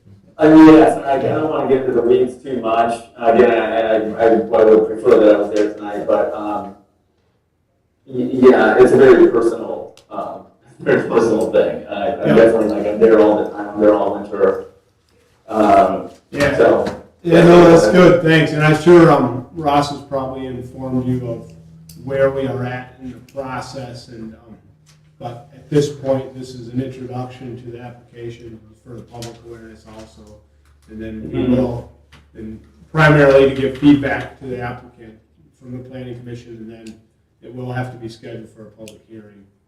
And Sure, I understand. Ross will correct me if I'm wrong, but I think that's where we're at. Public hearing would be the next step. Right now is just an opportunity to kind of give an introduction. The planning commission can express any questions or concerns that they may have to just prepare for the public hearing. Right. Yeah, I appreciate your review, and definitely open to any and all questions. I have I guess an overall question. Which special land use is this? It would be under recreational areas. Recreational areas? Yeah, recreational facilities, public-private recreational, I believe is what it's called. And Ross, Have you received complaints No. about this property? Okay. Not a single complaint. Want to make sure that's documented. This thing is. Yeah, this is just something that was identified when we were kind of going through and doing an inventory of, existing land uses, what's permitted, what's not permitted. So it was identified, like you mentioned, back in 2017. That's when we made contact, and we've been, basically allowing them to continue because we have not received a single complaint. But right now, we're in this setting just to try to get everything legal. Yeah. How are they gonna utilize it in the summer? As far as they're proposing right now, they're not. It's It's gonna be closed? in the application, in No. the overview, it says, it's open November to April, Right, 7 days a week. Summer stuff. so the summer's We'll need to closed, dial the that. facilities closed? According to the application. But it is their, But it's their the primary premise- residence. yeah. So Oh. it's not like they can't use their home. We just need it all detailed out, basically in a use statement detailing what the hours of operation are, when they're going to be doing things, and all those specific details. One question I would have would be in relationship to what kind of lighting you have at night there in regards to, because we do have some lighting ordinances that would come into play in relationship to this, especially concerning, 10 o'clock at night, if that's when you're closing the door. There, could be some questions about the amount of light and where it's at in relationship to your neighbors along the street. That's a good question. On the weekdays, we are open until 10 p.m. and as we all know, it gets dark at like 4:30 in the middle of winter. So most of it, it's actually closer to 6 o'clock. And so on the weekends, we're open until 6 or 7 p.m. So we're usually closed by the time it gets dark. But on the weekdays, we are open till 10. So the lighting is based from the base of it going up. I was thinking about putting lights on the top just so people have reference to how high they're going because it can get really dark, but we only have 3 lights on it. And they face upward, similar to a building. But yes, if you were looking out from, say, the subdivision across the street, you can see it, but pretty much only the top, say, 20 feet, because it's pretty wooded between the road and the area where the climbing happens. So, but yeah, it is lit up, not in a way that the lights are shining toward them, but the tower itself is. Are you serving any kind of food or refreshment or drinks or anything at your location? No, people just bring their snacks and that kind of thing. For the one event that we do in Ice Fest, we might have a food truck come out, but no. No food. The ice climate's enough to keep up with. Okay, will you allow people to bring alcoholic beverages on premise? Not that we don't encourage it. We don't, if people bring in, they have it in their car, I don't really ever know. But it's not something that people drink and go do, like say golfing, for example. Drinking isn't part of ice climbing, it's dangerous enough. Yeah, So we definitely. I would agree with that. I don't think you want to be drinking and climbing at the same time. However, that don't go well. However, Bowling and drinking go together great, but ice climbing and drinking don't go Okay. well at all. but you're not prohibiting it, correct? We're not prohibiting it in a way that, these are all responsible adults. So, obviously the people come and they have to sign a waiver if they're new there. So I see everybody that comes through. So in that regard, I know that if someone's inebriated or something along those lines, that has never happened. But if there is a beer in somebody's car that I can't, but it would just be like somebody was at the gym or something along those lines, and they go out to their, I can't even really think of a good analogy, someone at the climbing gym or something has a beer in their car and they come back out. It's not like it's a big thing, For a bike. but I'm not out there, regulating it per se. I don't have anybody like around checking. I understand that, but you wouldn't have a sign, for example, that said alcohol on premises is prohibited? On our waiver, it says that alcohol is prohibited. Okay, On our waiver it is, and I mean, if I needed to put up a sign, I would be glad to do Okay. that. It just hasn't been something we've had to address over the years. because I was gonna say, I would think your insurance company would mandate that as far as. Which is on the waiver, so Yeah. it makes sense. Yeah, so if it is on the waiver and somebody signed it, something did happen, you know, we can say they violated Yeah, the waiver. I mean, that just covers us to some degree, but if there needed to be a sign out there, that's a good point. I mean, we could put one out. I wouldn't be opposed to it. Zach, do you have any Yep. thoughts So, on this? I know you. yep. So first I want to frame tonight is about setting the public hearing date and providing the applicant with any additional information that you guys need in order to review it or make your decision for the special land use. A bigger framing is special land use means that it's permitted, but because of its nature, the private recreational facility, it may have greater impacts on the neighbors. So think of things you may need, and you've already discussed some of them, to make sure that it doesn't create an undue impact on the surrounding area. Special land uses do require a site plan. There is a survey that's been provided. A couple of things from my planner eye that I noticed weren't on here that I wanted for you guys to determine if you need it or not is the site plan doesn't show where utilities are on the site. It shows the main overhead line, but it doesn't show the utilities going to the different buildings. It doesn't show well or septic. Okay. Those are some, you may want it, you may not want it. You already mentioned the lighting, because it is a pretty tall tower. You probably want to have some lighting details on it to make sure it's not a very powerful. Let's see. You mentioned that there were porta potties. It doesn't show where they're going to be here, so that may be something you'd like. It would be different if they were on the property line versus they're in somewhere else. Let's see. The width for the driveways, it kind of becomes a commercial use. So you may want to know what the width of those driveways are to make sure they're wide enough. It's not like a Walmart type volume stuff, but you do want it more than a residential driveway. The field parking, because of the time of year when this is done, if there's freeze and thaw, it may not be as pleasant to use a field as compared to the gravel areas. Now that's a fine balancing line because you don't want to have a bunch of a field turn into 21 AA, but something to think of. One other thing is that if any of the buildings are used, so members of the public are going in, then that can trigger a bunch of building code issues. So it ought to be on the site plan that public is in this building or this portion of this building, or public isn't in any of the buildings. So those are the things from my planner eye. You may feel those things are important for your review. You may not. Again, tonight's to set the public hearing, and if any of the things are important that aren't on here, to let the applicant know so they can make the revisions. Yeah, thanks, Zach. And so John, I think you had something. You were gonna Yeah, mention so, before Zach.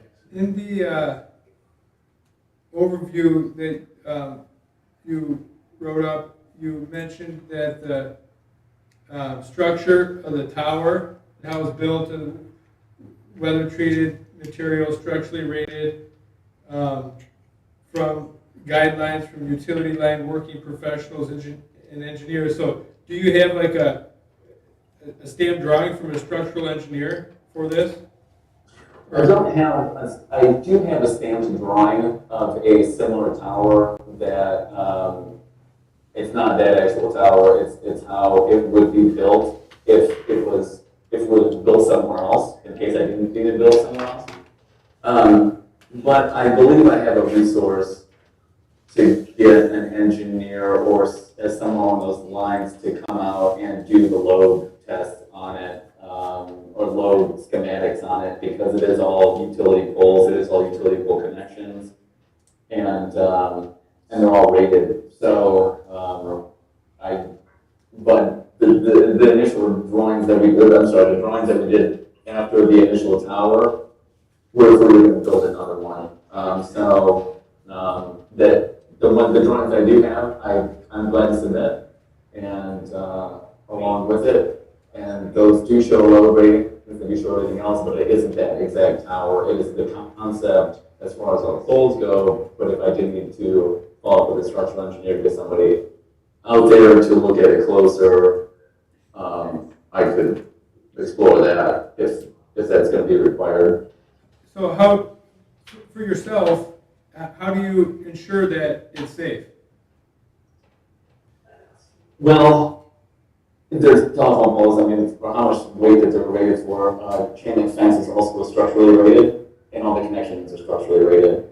So the way that the loads are transferred throughout the structure is pretty minimal compared to what it's built for. So the anchoring systems are probably the biggest concern, which those are the anchors that people are tethered to. Somebody on the ground belays while somebody climbs, and they're holding ropes. And so those anchors are I'm basically, well, again, I mentioned in the submission that we know several linemen, designers for Consumers Power, also DTE, that climb out there. So I consulted them on these anchoring systems. They're all steel connections, they're all chain backed up to the structure. So we built them in 2010, and they haven't moved in 15 years. So basically, I'm up on the towers every day, and I see how the ice is forming to them and what part of this has changed. And over 12 years of those towers being there, they haven't moved at all. So in that way, I know the way that the loads have been on it for years and how that it hasn't moved at all, that there isn't as much weight on there as it appears that there is based on air being mixed with the water. So it makes it much more light. And the amount of ice that we're putting up on it is only about a foot thick. We don't need a ton of ice to climb. And so just for purposes of managing power costs, running a well and things of that nature, I can only put about as much ice on it as it needs to be climbed. So if you look at the loads that telephone poles carry and the weight, the side loads that wind put on them, these DTE folks said, this is what this is rated for. These are the side loads that they can take. The loads that are on it are coming from above down, not so much sideways. And they're evenly distributed because the way water freezes top to bottom is gravity fed. And so once it hits the ground, it's supported bottom up by itself. So the chain link at that point, it's a different kind of science. There's not a lot of science behind how waterfalls freeze and how the loads are transferred bottom up. But if you see how water forms, and once the structure basically just holds it in place, and then once it forms, it's holding itself up from the bottom to the top. But it's not something that there's a lot of engineers have been out there to see something like this. So the design that we had stamped was it's just like a box, and so I'm glad to bring that down and show how that shows how loads are transferred. And I basically just used that stamp design and to reflect on how this one is currently done. So if I kind of explored the option of building these as ski resorts because they do in Europe, and that's why I had this drawing stamped, designed and stamped for that purpose. And so at that time, going through that process with Lopez Engineering, used to be in Holly, we just looked at the structure that we had and figured that it was all, it was kind of lined up with the drawing that they did. So like your insurance company, did they ask these questions or want to know about the integrity of the structure? Yeah, well, I similar to this submission that I turned in there. It's an overview of an insurance company. I'm also in the insurance business. So what mainly they want to know about, we send them all the pictures in, they look at the website, they review it every year. We've never had a claim in 15 years. Had the insurance policy in place for that time. And so typically in the insurance industry, if they don't see any claims and they see this kind of activity, they figure they're doing something right. So we had an inspector come out and he walked through the whole facility and he said probably the most dangerous thing here is these stairs that are coming down to our clubhouse. So he said, as long as you manage these stairs correctly, which there's like 7 stairs that come from one level down to where our kind of clubhouse where everybody comes in, then you're probably fine. So, I mean, that was interesting to hear from an insurance adjuster, but he said, clearly, you guys must be doing something right. If you haven't had any claims here, and I mean, it's not really something that an insurance adjuster has ever seen either. So, along with, I mean, even Lopez Engineering, we approached them. No one's ever heard anything about a nice tower. They just don't exist. Especially in this way. But Then, consider. Go ahead. Sorry. oh, yeah, no, on this, on all these, it shows 4 entries here, the driveways. Are those all cleared during the winter? And maintained? The gravel drive? They are, yeah. I mean, we plow it all, so we don't mainly use one entrance, and on the weekdays, there at most is probably 15 to 20 cars there, and on the weekends, there might be up to, say, 50 cars. So most of it's all on the gravel that's there, and it's pretty rare that we ever use that overflow that's outlined there in the field. Okay. Field parking. So it's mostly all on gravel, and the nice thing about the winter is when it's all plowed and there's actually snow, people know where to go, it's pretty obvious. So we try to stay on top of that for our purposes as far as, organizing. As far as the overall use for the use statement for the special land use, is the gym included in that? Or do you? I didn't include it in there. The gym is more of my personal gym. I definitely work with individuals that are training to go climb mountains, say Kilimanjaro, peaks up in Alaska, that kind of thing.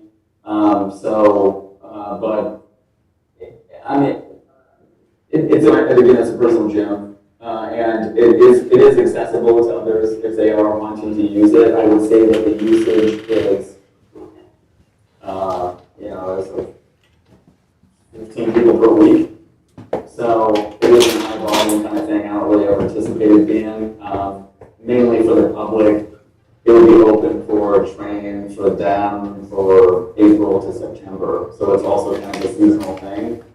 But there is next to no volume of anybody really using it. Again, it's more of a personal thing. I mean, it might grow down the road, but it won't really grow that much. I don't have any big goals of growing it that much. But it does kind of play into people that are climbing mountains because of the, hypoxic component of it. Yeah. So Ross, should that be included if they're?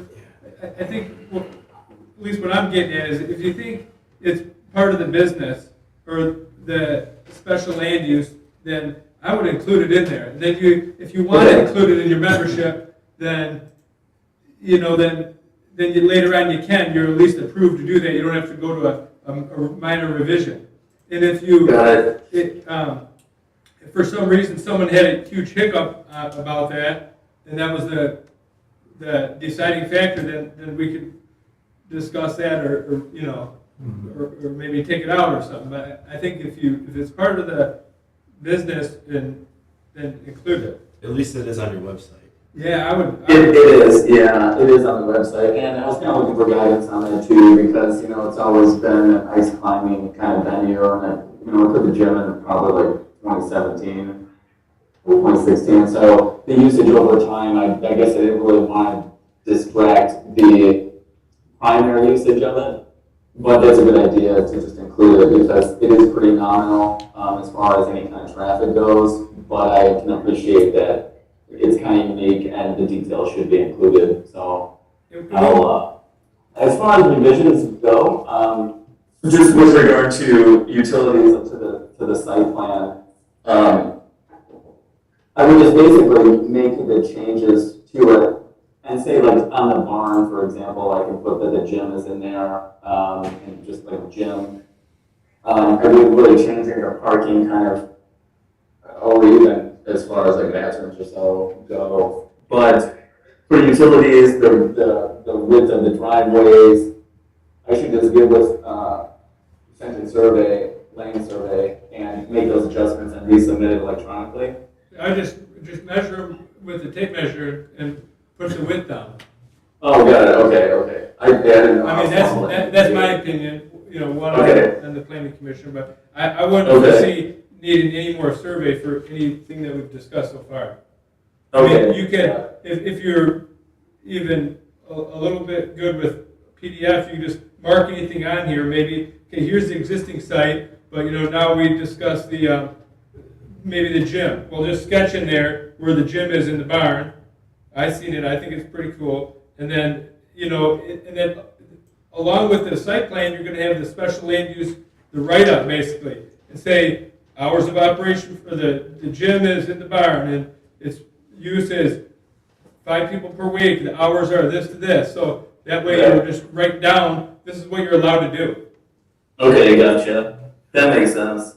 I guess I just didn't want to distract too much from it, but that's. Then put in there, say this is a secondary use for the primary use is climbing, secondary use is the gym, and then you can, you know, like you said, put in there how many people use it, or you expect. That makes sense. Thanks for the input. I was a little unclear on that, so yeah, thanks for the feedback. It would probably be beneficial too to also have a talk with the building officials to see how they want this document where the public's going to be and where it's not going to be.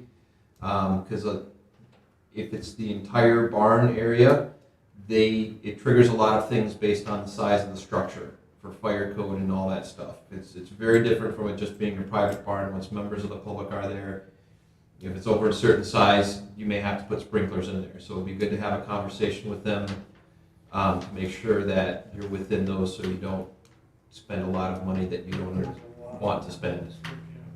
Got it. That makes sense. So just describe the space that it occupies and the percentage maybe of that building that it's in. Talk with the building officials, say, here, this is what Okay. we're doing, these are the spaces where the public's gonna be, what do we need to know? Okay. Building official, so the fire marshal came in, it must have been, I don't know, 2 years ago or so. Just, you know, I think with the township, with the board knowing that it was there, they were a little concerned about, hey, how are we gonna, the fire department would be responding to any emergencies out there. And they were a little concerned about altitude sickness, cerebral edema, those kinds of things that they just say, hey, we don't know how to respond to this. So he came out and had a look at it, and he's like, oh, okay, well, this is nice. I was expecting extension cords hanging from the ceilings or something. So he said, this is pretty tuned up. He said what we need to do is mark the exits more clearly, but he said he's going to be the building inspector for Livingston County. Anyway, so he said this is pretty straightforward, but the building officials, who would that be that I would need to talk with, or at least get them out there and see how this would all apply? It would be through Livingston County Building Department. Okay. You want to talk to John Partica. He's the main building inspector for your area. And then also, you're going to want to have to sit down with one of the actual building, they do all the inspections for like drawings and stuff. And there's a Mr. Barry, he's the one that I always deal with. But yeah, you're definitely going to want to see that kind of stuff. Okay, Like that makes pretty sense. extensive stuff. What was the name there? I'm sorry, John? John Partica. Artica, yeah. Okay, then he lives in County Building Inspector. Yeah, he's for your area. Okay, sounds good. I'll set something up with him. And then Jim Barry. Then Jim Berry, Jim okay. Barry is the guy that you're probably going to want to talk to on the phone down at the building department. Okay. Doing it. Yeah, thanks for that. Well, and I'm assuming not only for the gym, but any other part of the building that the public is occupying. Right. Yeah. Yeah, okay. Yeah, it's a unique space. I mean, when I was growing up, we were farming apples there, you know, and down in Kano. So, really, for us, the biggest crux over the years has been trying to convert an old farm into be able to accommodate a recreational thing along these lines. And for years there, you know, we were working on like a bathroom, and so, you know, it's kind of getting to that point where we're able to accommodate that it makes sense to people when they're there. But for the most part, we're walking everybody around. Here's where you go here, here's where we go there. So we definitely need some guidance. Again, it's a unique place and it's kind of a unique thing. Somehow it works and somehow it makes sense to people when they're there. But from the outside looking in, if I've never been there, I would say, okay, where's this, where's that? And so we're definitely interested in streamlining it to make it more user friendly. But it has been a challenge. Again, it was an old apple farm, and you can see the building. There's no building like that in the township, I don't think. So. One last thing that I'd like to add, you know, I like this idea, and I'm not sure if you were listening to our discussion, the master plan earlier, or if you're aware, like the survey that went out, but there's huge support for recreation in the township. So, you know, part of this special land use application is does it meet the master plan and neighborhood? So you might want to, you know, reference that survey and show that, you know, that the community does desire recreation activities. Well, thank you for that insight. I've living in this township, growing up in the township, it's an amazing place. And, you know, we had Kandahar Ski Club down the road. I mean, I don't know if anybody remembers that place, but it really complimented the area.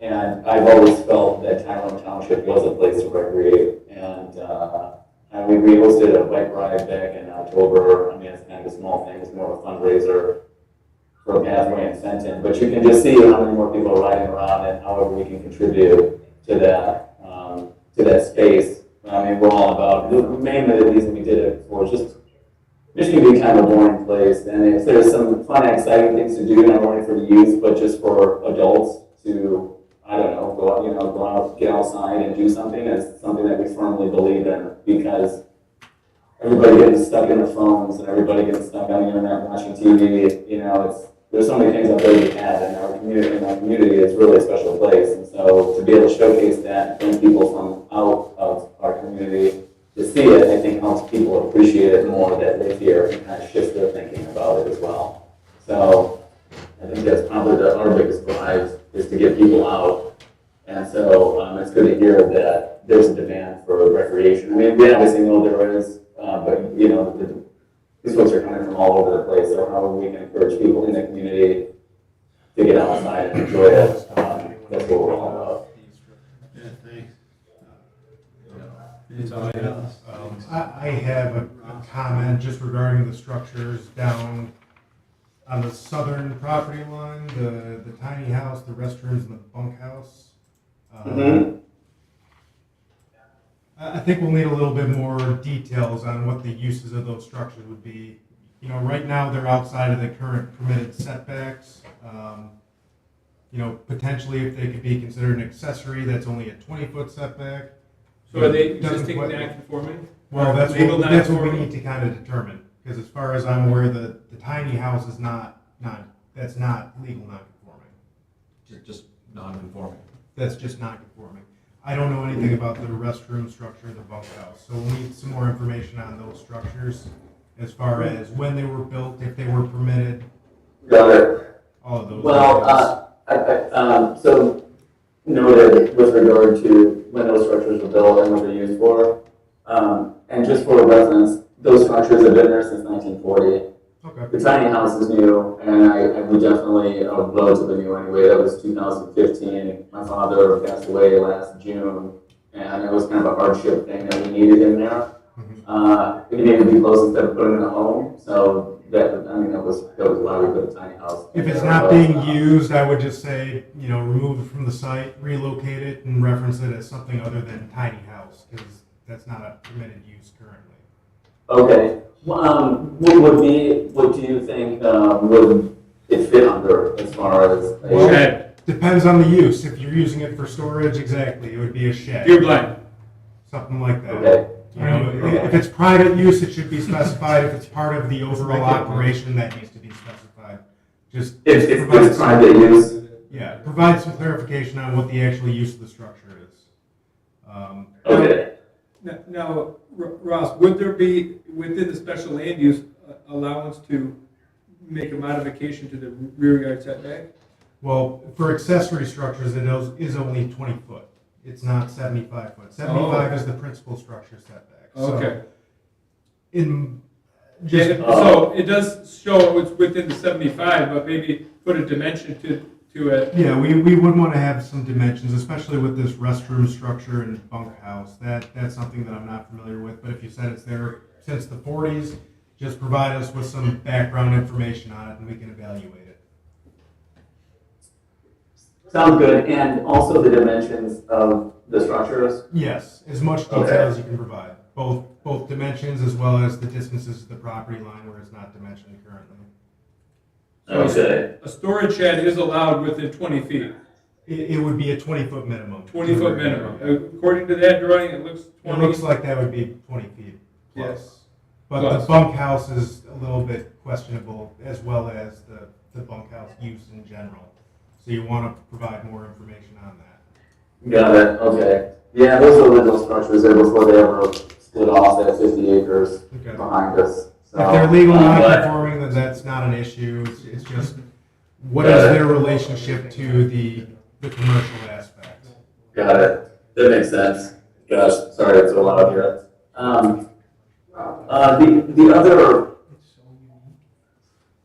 The other question I had with regard to, you get the question a lot if people can camp on their premises.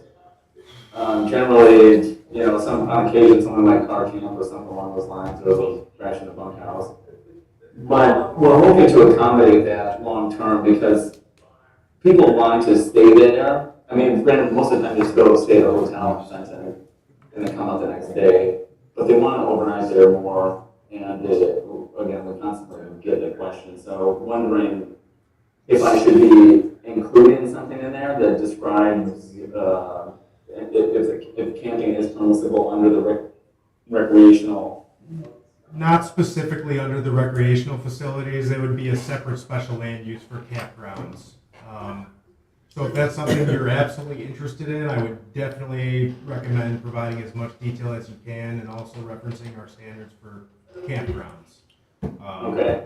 It would likely need to be kind of a dual special land use situation if that was part of it. Yeah, that's on the zoning ordinance for campgrounds. Yep, that's under the same article with special land uses. Article, Are there any campgrounds in the township? no, Yeah, there are. No? Okay. not legal. I mean, this would only be in Orlando there. Lakes campground legal? Oh, Licensing for campgrounds through the DEQ. But what if you have your friends over camping for the weekend? so we have provisions for private. Private. If it's a private residence, then you can have someone stay in a camper for X amount of days, one time a year. But if you're charging But if money, it's commercial, then it's a separate aspect. Okay, just wanted to clarify that. What if it was only inclusive to the patrons there that like not available to, like, It's still. otherwise that would be available to the public? Because they're a campground, I thought you had to have a minimum of 10 acres. That's if There it was are to be specific included in the standards.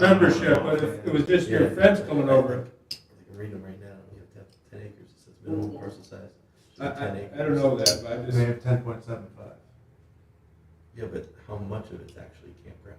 It's just a minimum parcel size, if that's what they're specifying, that's just the overall acreage. So that's definitely something that if you are interested in trying to get approval for that, you need to provide us with a lot of additional details on the campground. where the sites are. Got it. It's not really, I get a lot of it would just be speculation at that point, but I'm assuming that we have to just include a camping space on the survey that was done. I don't have them offhand, but there are specific standards for that special land use as well as any additional agency approvals. The site plan would absolutely need to be updated to specify where everything would be located in addition to all the other standards. Yeah, I don't, it really isn't that much of a thing. I just thought I would bring it up again. A lot of people ask, so. If you were to be approved for the initial use, you could always come back at a later date and try to apply for that aspect of it. Okay, You know, that's always an option. that makes sense. Thanks. There's been a long list of items. Is there any more, Kurt? No, Is there a time frame that we're hoping to, a time frame that the board has in mind for a public hearing? That's our next, that will be our next topic. Well, one other just popped in my mind here is because there's public on there, the health department will generally looks at wells differently from a private well. Got it. So you should contact them also. Okay. The sampling is a little bit different, setbacks can be a little bit different. The question, I suppose, first for the planning commission and then for the applicant is, first for the planning commission, kind of identify the things that you want to have added on here. And then for the applicant to determine if he's able to get those revisions in time for your next meeting, or if it's something that's going to be a month after that, depending on the extent of the things you may want to have added.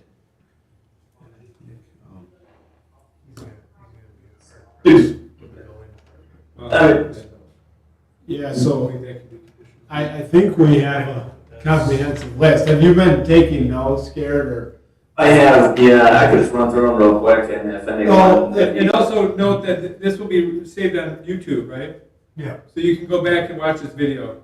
Yeah. Oh, this is staying on YouTube? Yep. Yeah. Oh, okay. All of our meetings are, and then the next thing is, do you think you'll be able to have all these things updated for the next regular planning commission Second meeting? week in December. The second week of December? I think so, yeah, second week of December, I think as long as getting in touch with the building inspector of Livingston County, it depends on their schedule, but all these other things I'll be able to get added to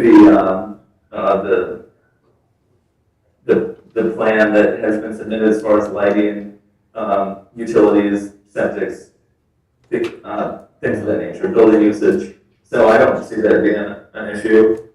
So worst case, I could schedule the public hearing, we could hold it in December, and if there are items pending, then those items are pending. Yeah. Okay. If we feel that it's substantial enough of an application to hold a public hearing, then we can hold it. And then basically any remaining items, it would just be, We fix them after. yeah, the recommendation. We would be can hold a additional- public meeting and we still make 5 Correct, revisions, right? Yeah. So yeah, I would say public meeting sooner. Yeah, if everyone's okay with scheduling that, then we can get that going for the next regular meeting, regardless of whether or not all of the Ts are crossed, Is are dotted. Zach, do you think that might be adequate time based on the information that you have currently for a rough review? Yeah, what I'd say too is it shouldn't come into the township in the second week of December. It should come in the 1st of December so that there's time for staff to promulgate it and for it to be reviewed. Yep. So it's a little bit tighter, but not super tight. Makes sense.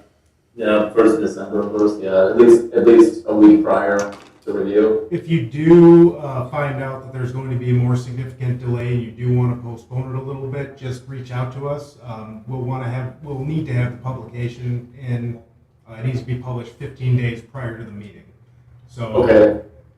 pretty much 2.5, 3 weeks prior, that's when we need to get the notification into the paper.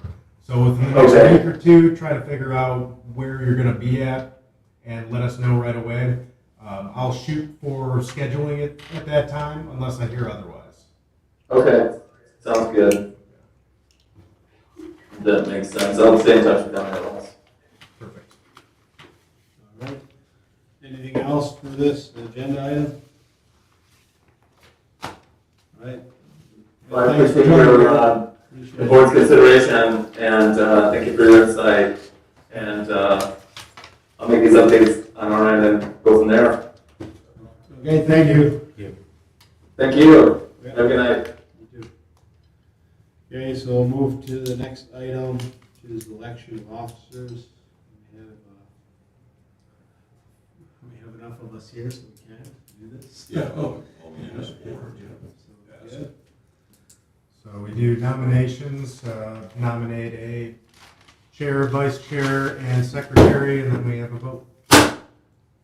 I nominate Rich to be the chairman. Okay. yeah, I'll nominate the current slate of officers. So, just so everyone's aware, I'm chairman, and Kurt's vice chair, and John is the secretary. So you guys know who's what. So I don't have the bylaws in front of me. Just to be on the safe side, we do have a recommendation to just reinstate the existing positions. Do we have a support? I'll support it.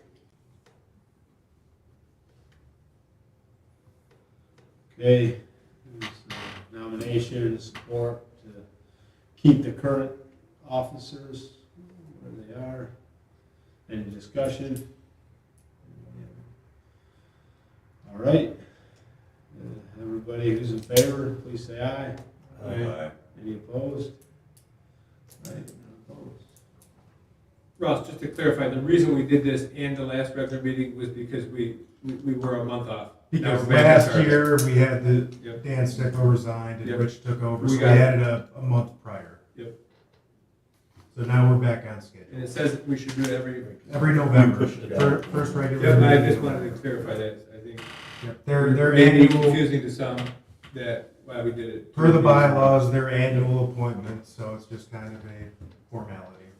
As long as we want to stick with the same thing, we just have to do that. Okay, so we'll move to call the public. Any public comment? Okay, thanks. Any miscellaneous business, Ross? I guess the only clarification that I need, we do have visioning sessions coming up next week. Are we going to hold a workshop this month or no? I believe the intention was not to. That's what we Just has previously the discussed, is visioning when we have session. visioning sessions that we don't have a workshop, but. I would recommend that, so hopefully we get as much attendance from us on the planning commission and the public. Agreed. both. I'll be here next Thursday, but Okay. that's Saturday. I will be out of town for both of them, Good. just so everyone's aware. I would Right. be available. Marion will be here on Thursday, I think Harry will be here on Saturday. So we should get that information posted so that people are aware there's no workshop meeting next week. Is that listed? I think we can do that. I mean, workshops, so technically they are scheduled in Right. advance, 1 year with the regular meeting schedule. However, in practice, the way that it's handled is during the regular meeting, it's discussed during miscellaneous business whether or not there's actually going to be a meeting. If you feel that there should be notification, I can get on the clerk's department to get something out. It's election time. They're pretty. The one thing it would be good to do, Ross, is, I know they're probably busy, but We can to say notify. that we are not having it, but we are having a visioning session on Thursday. Yeah. Right, that way it's a That is a good a idea. dual use email. I'll try to get an It's email gonna- out. Yeah. 6, we need to figure that out. Stay. 6 p.m. date. Cancel workshop, reminder of visioning.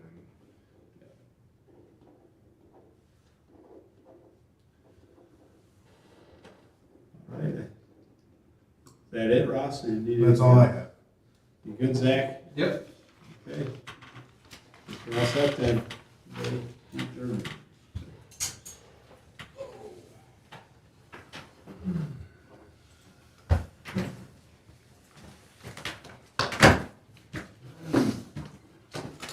Very productive meeting. Yeah. Thank you. Thank you. Good night.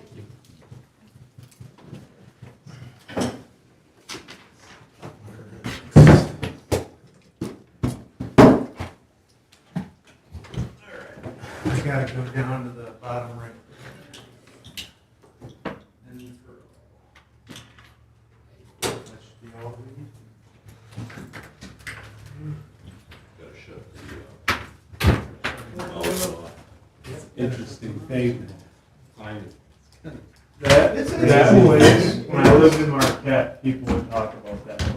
And they'd be like, you're from Peck, you know about the ice thing down there? And I know about it. I know the Peabody family, like, I think they might be related to me, and they're like, no way, that's, you go down there all the time to Oh, they were saying that they had the U.S. Olympic ice climbing team and shit there last year. I'm not joking, man, that place is legit. Like, the fact that it's here is still, I mean, it's kind of cool. I hope he can get everything done. That's great. Like I said, we never got any Yeah, he's complaints got, about it. he's got a big laundry list. He's got a Building department's gonna give him a real hard time. That, and the building code, once public steps in the Oh, building, it's a yeah. whole different.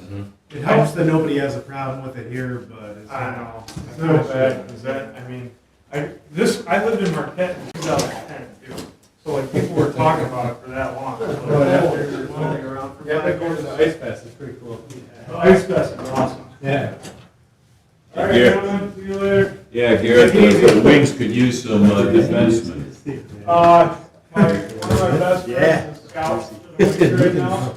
Called me, 2 weeks ago, he was out, scouting West Virginia. You did all. And- Terrible. No, but this is.